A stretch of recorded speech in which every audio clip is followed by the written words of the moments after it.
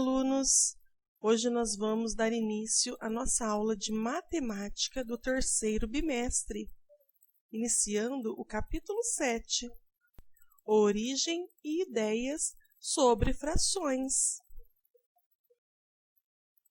O que é uma fração? A fração é um modo de representar as partes pelas quais um objeto foi dividido. Assim, toda fração representa uma divisão e um número racional. Vejam só na imagem. Várias repartições, aqui sendo um inteiro, um meio, um terço, um quarto, um quinto, um sexto, um sétimo, um oitavo, um nono e um décimo.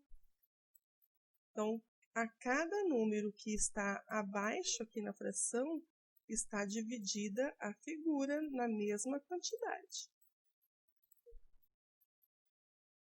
Todo objeto original que não tenha sido dividido é chamado de inteiro. Ao fazer cortes nesse objeto, estamos dividindo-o. Se a divisão resultar em partes iguais, é possível representar esse objeto por meio de frações. A imagem a seguir representa uma pizza que foi dividida em 8 partes iguais. Vejam só, são 8 partes e todas igualmente divididas. A fração que representa uma dessas 8 partes é a seguinte: 1/8. Por quê? São 8 partes iguais. Se eu quero representar apenas uma dessas partes, então é uma de 8. Apenas uma de 8 pedaços ao todo. Essa fração deve ser lida da seguinte maneira: 1/8. A fração que representa toda a pizza, que foi dividida em 8 partes iguais, é a seguinte. Então, vejam só, toda a pizza, a fração é a seguinte: 8/8, porque possui 8 pedaços de 8 ao total, então ela está inteira. Essa fração deve ser lida da seguinte maneira: 8/8. Vejam só, são 8 de 8, não é mesmo? Números racionais.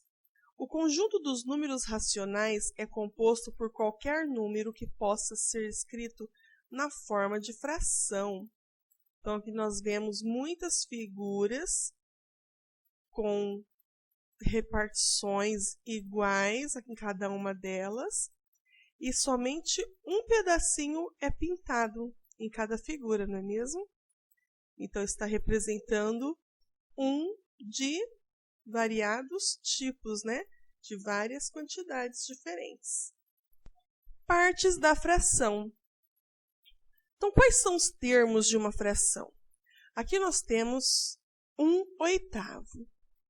Então, o número 1, no caso, o número que está acima, é chamado de numerador e indica quantas partes tomamos do todo, quantas partes serão utilizadas. Já o número que fica embaixo do traço recebe o nome de denominador e indica em quantas partes a unidade foi dividida, né? Esse todo foi dividido. Então, numerador e denominador, ok?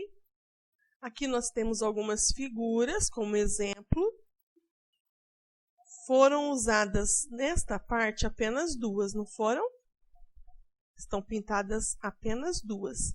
Mas o todo contém, além desses 2, então, 1, 2, 3, 4, 5, 6. Então, aqui seria 2/6 a fração desta figura. E assim por diante. Se a gente for contar exatamente, teremos a fração representada. Mas vamos ver um pouco mais à frente. Os numeradores não apresentam alteração na leitura, mas os denominadores mudam. Vejam como lemos as frações.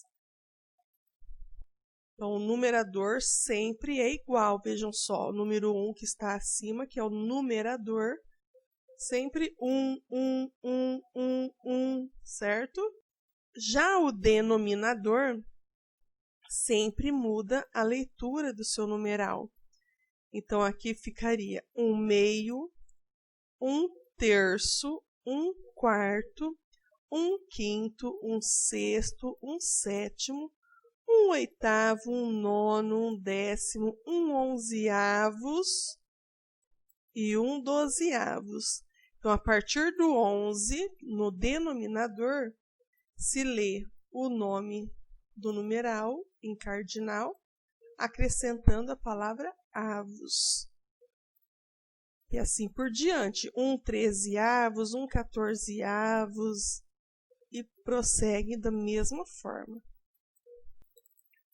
Vamos falar um pouco mais sobre a origem da fração. Conta-se que por volta do ano 3000 a.C., um faraó egípcio chamado Sesostris repartiu as terras à margem do rio Nilo entre uns poucos agricultores. Todos os anos, o rio Nilo transbordava e derrubava as cercas de pedra que marcavam os limites dos territórios. Assim, os agricultores precisavam medir tudo outra vez. Era um trabalho muito cansativo. Então, as pessoas encarregadas dessa tarefa tiveram uma ideia: usar cordas esticadas para fazer as medições, anotando quantas delas eram necessárias para chegar ao tamanho correto de cada terreno. Porém, quase sempre a medida não correspondia a um número inteiro. Diante dessa necessidade, para resolver o problema da divisão dos terrenos, os egípcios criaram os números fracionários, aqueles que hoje chamamos de fração. Naquela época, essa antiga civilização usava apenas frações unitárias, como nos exemplos ao lado. Então, vocês têm na apostila, na página 165, uma tirinha em laranja, que possui ali, então, 1/2, 1/3, 1/4, 1/5, 1/6, 1/7, 1/8 e 1/9, ok? O interessante é que os egípcios não pararam por aí. Eles começaram a usar esse tipo de número em todas as situações que exigissem dividir um inteiro em muitas partes iguais. Por exemplo, dividir um pão para 6 pessoas da família. Eles deveriam fazer essa divisão. Vamos para as questões agora? Questão número 1.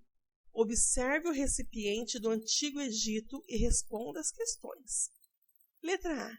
Se esse recipiente estivesse totalmente cheio de cereal, você representaria essa quantidade com o número 1, por tratar-se de uma botija inteira ou completa.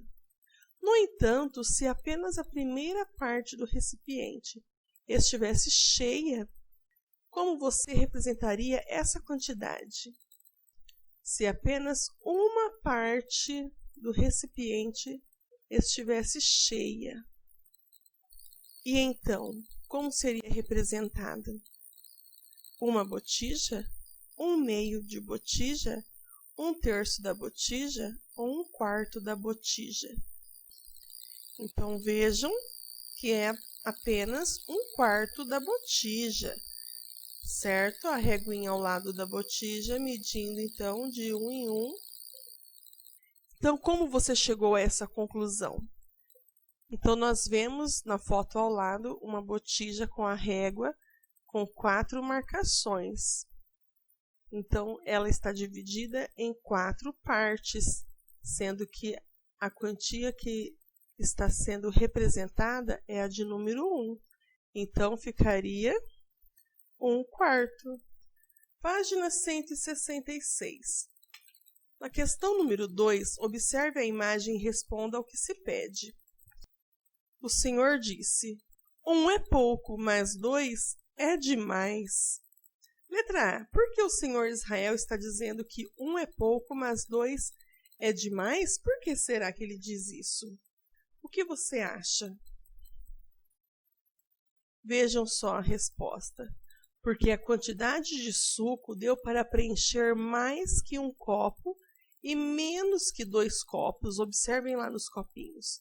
Está um copo cheio por inteiro e outro pela metade. Entenderam? Letra B. Marque na reta a seguir a posição que representa a quantidade de copos que o Senhor Israel conseguiu encher com suco. Então, quantos copos ele conseguiu encher com o suco aqui nesta foto?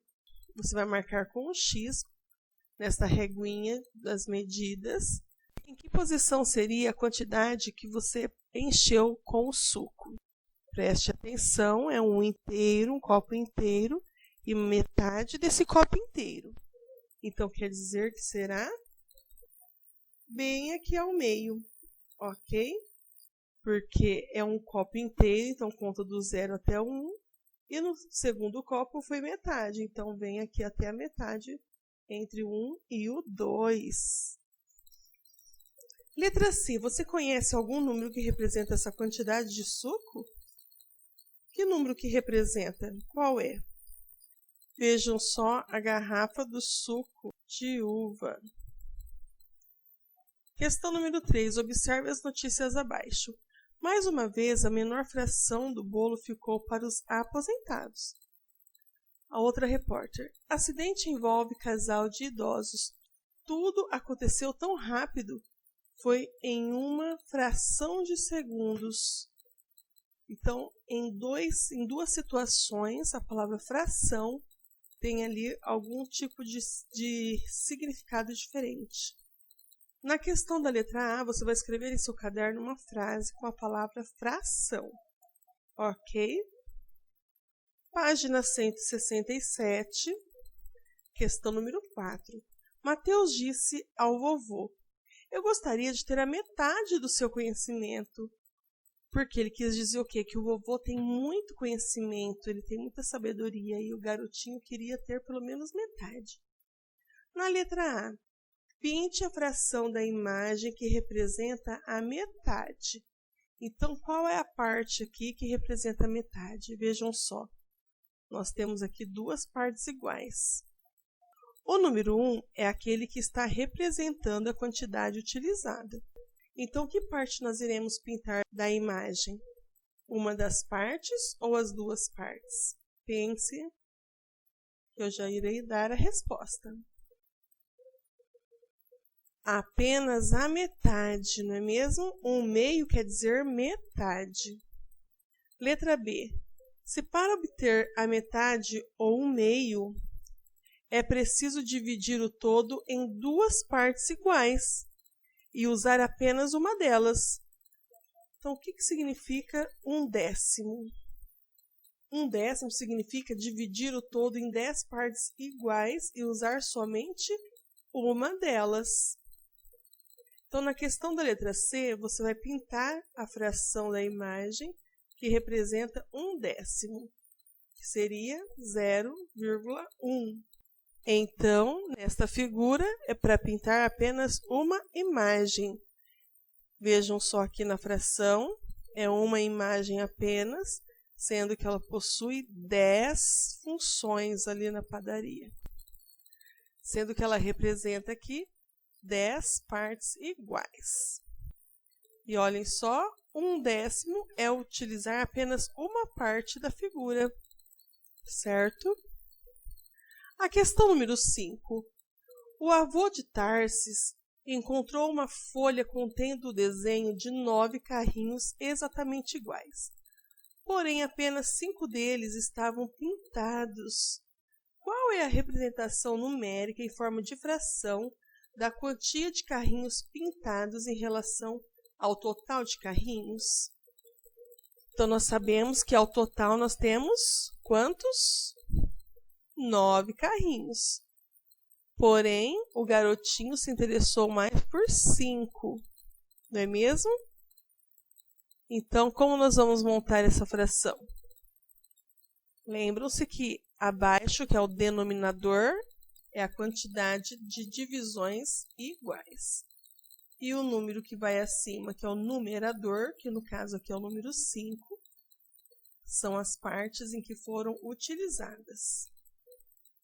Então, a fração ficará 5 nonos. Ok? Crianças, então, até a próxima aula. Façam com capricho, fotografem e postem no portal. Um beijinho. Tchau, tchau.